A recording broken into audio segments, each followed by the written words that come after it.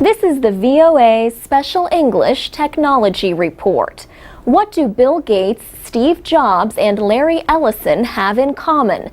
They all made billions of dollars in technology, and they all left college. Now, a wealthy businessman is paying other technologically talented young people to follow that same path. Peter Thiel is paying them to drop out, or at least to stop out of higher education temporarily to work on their interests. He and his Thiel Foundation have announced the first group of what they call 20 under 20 Thiel Fellows. He says, "We selected people on the basis of a combination of having demonstrated intense passion about science and technology, and then having the drive to try to carry it forward in the years ahead." There are 24 people to be exact, because a couple of projects involve more than one person. One of the youngest is Laura Deming. At 12, she began researching ways to extend human life. Now, at 17, she has already graduated from the Massachusetts Institute of Technology.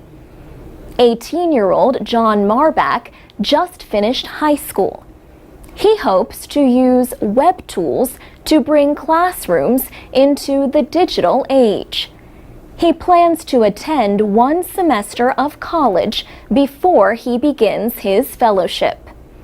Each of the fellows will receive $100,000 over 2 years to continue their research.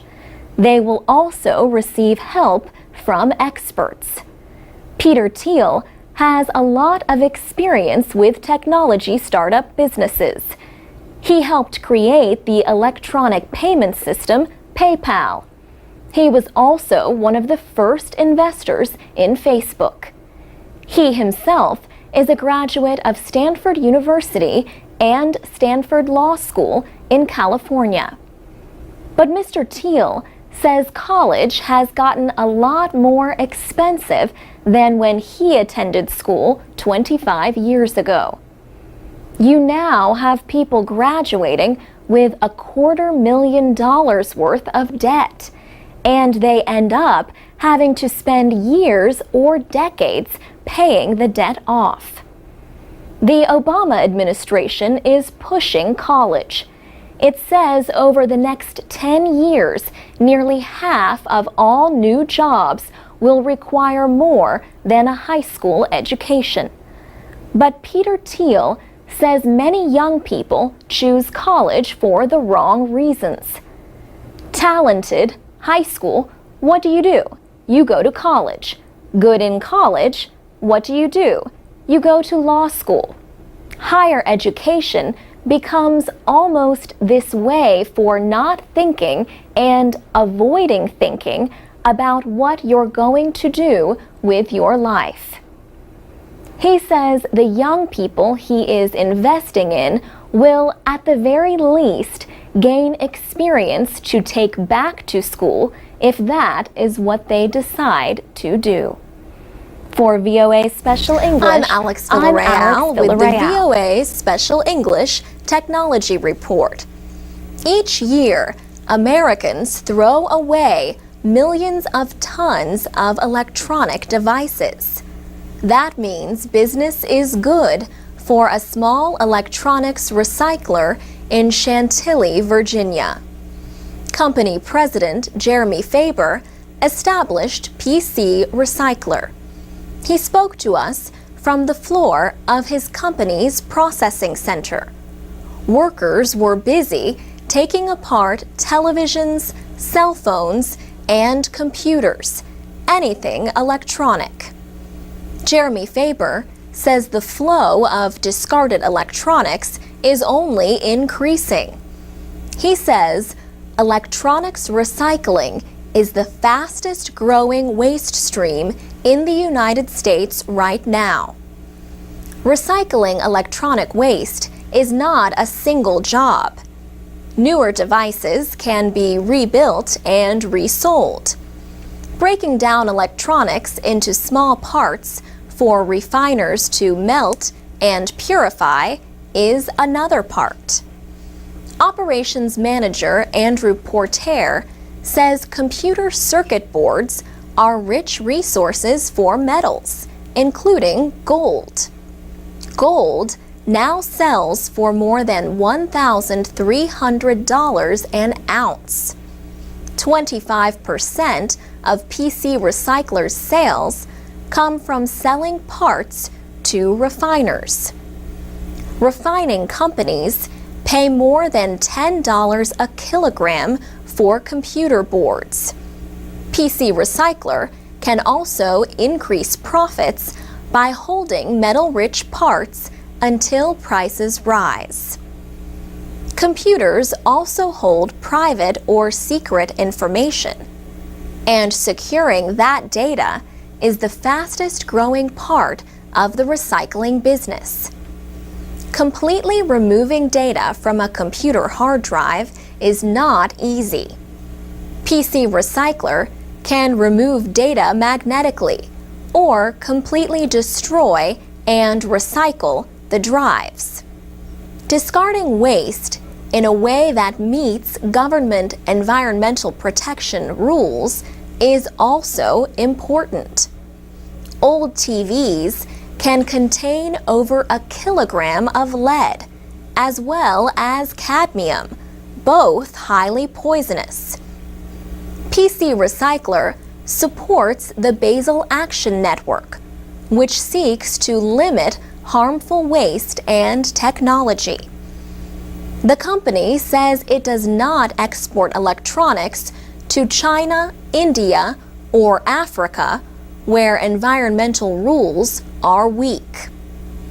Jeremy Faber says PC Recycler has been in business since 2003, expanding from waste management to other, more technical services.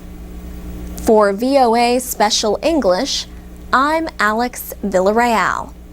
You can go to voaspecialenglish.com and click on the classroom to explore our new English teaching activities. You can also find us on Twitter and Facebook at VOA Learning English. From VOA Learning English, this is the Technology Report. Computer makers are working on ways to persuade people to buy personal computers. Companies at the recent Consumer Electronics Show in Las Vegas talked about new developments like touch computers or laptops that turn into tablets. The chip manufacturer Intel made a surprise announcement at the show.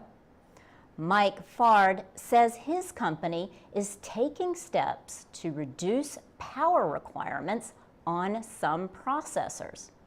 He says Intel is constantly trying to provide more battery life. Yet, sales of PCs are slow. Research company IDC reported that worldwide sales of PCs dropped 14% in the first 3 months of 2013. The company said this was the worst drop since it started collecting information in 1994. One possible reason for the slow sales is the rise of tablet computers, such as Apple's iPad. Intel and its competitors have sought to improve sales by offering new products. These include the Ultrabook, a thin, lightweight notebook computer which came out in 2011. But they have not lifted sales. Industry experts are also concerned about reaction to Microsoft's Windows 8 operating system. It was released last October. Bob O'Donnell, an IDC vice president, said the Windows 8 launch not only failed to increase PC sales, but seemed to have slowed the market. He has criticized the company for making radical changes, such as removing the Start button from the operating system.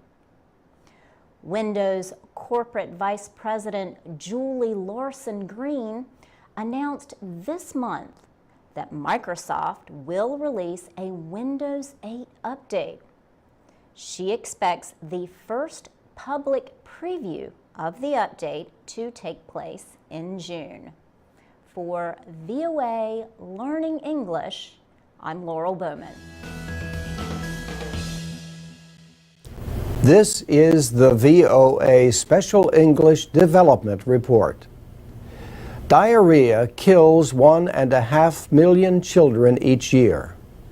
1 in 5 child deaths worldwide. The only disease that kills more children under age 5 is pneumonia. Experts say diarrhea causes more child deaths than AIDS, malaria, and measles combined.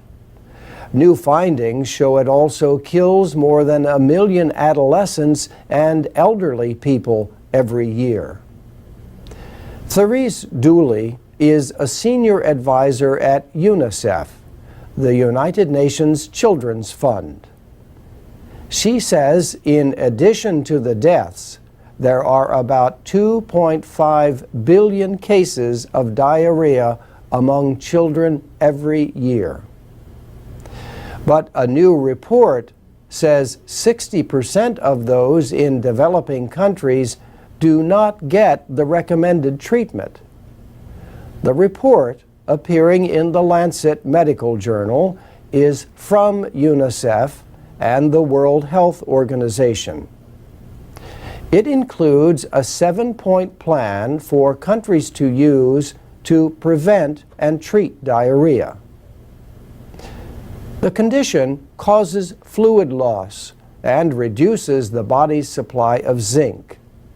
This mineral is needed for normal growth and development. For the past 5 years, UNICEF and the WHO have recommended zinc supplements to treat diarrhea. They also recommend fluid replacement solutions made from what are called low osmolarity oral rehydration salts. Yet zinc supplements remain largely unavailable in the developing world. And the fluid replacement solutions can also be difficult to find. A leading cause of diarrhea in children is the rotavirus. Public health officials are now advised to include the rotavirus vaccine in all national immunization programs. But the vaccine is still not available in many developing countries. The report says new ways to expand the use of treatments are now being developed. Proposals include, for example, supplying treatment kits through community health workers or special campaigns. Experts say children with diarrhea should continue to eat and babies should continue to breastfeed. To help prevent diarrhea, the report suggests that children receive both the rotavirus and measles vaccines. It also calls for improving supplies of clean water in developing countries. Another prevention measure is hand washing with soap. Diarrhea can be easy to prevent. Campaigns to fight childhood diarrhea had some success during the 1970s and 80s. The authors of the report hope this new plan will help return the issue to worldwide importance. And that's the VOA Special From English VOA Development Learning Report. English, this is the Technology Report in Special English. The United States Environmental Protection Agency says there is a problem with America's garbage. Only 7% of plastic waste in the United States is recycled each year. JBI, a new company in northern New York, says it can increase that percentage and, at the same time, reduce America's dependence on foreign oil. How? The answer may surprise you. JBI has a machine it calls the plastic eating monster. Every hour, thousands of kilograms of waste milk jugs, water bottles, and grocery bags from landfills across the country are fed into the machine. John Bordnick, who runs the company, invented a new process for turning plastic into fuel by melting all these different kinds of plastics together. John Bordnick says the plastics are melted down into a black liquid. Then he uses a special chemical to turn the fluid into a vapor. This reduces the plastic to its most basic elements. These basic elements have a very high fuel value. JBI produces several thousand liters of fuel a day. It creates different grades of fuel for different industries, and it sells the fuel for up to $100 a barrel. JBI is in a good position because each barrel only costs about $10 to produce. John Bordnick believes plastics will become an important source of fuel for the United States. He says this will reduce the country's dependence on foreign oil and reduce the amount of plastic waste in its landfills. For VOA Learning English, this is the VOA Special English Development Report. Americans bought an estimated 18.5 million bicycles last year. Some bikes never got much riding. Mostly they gather dust. But a project based in Washington is putting unwanted bikes from the United States to good use in developing countries. Keith Oberg is the director of Bikes for the World. He says everybody has an old bicycle, and it is usually not ridden. It sits there in the garage or basement or shed, going to waste. Stephen Popick recently had 2 bikes to donate. He brought in 2 mountain bikes that he and his wife rode for the past 10 years. He said they would not be worth trying to sell, but they could be useful to somebody else. Bikes for the World collects bicycles and delivers them at low cost to community programs in developing countries. It shipped more than 5,000 bikes during the first 8 months of this year. Last year, it shipped about 10,300. The bicycle recycling program is one of the largest in the United States. It is a sponsored project of the Washington Area Bicyclist Association. Bikes for the World began in 2005. Since then, it has shipped more than 40,000 bikes to communities in Africa, Latin America, and the Caribbean, says Director Keith Oberg. He said they are working with partners in 7 countries. They have sent bikes to Namibia and the Gambia. In Central America, they sent bikes to Panama, Costa Rica, Honduras, and Guatemala. And they are talking to 2 organizations in El Salvador. Bikes for the World partners with non-profit groups in the United States to collect unwanted bikes.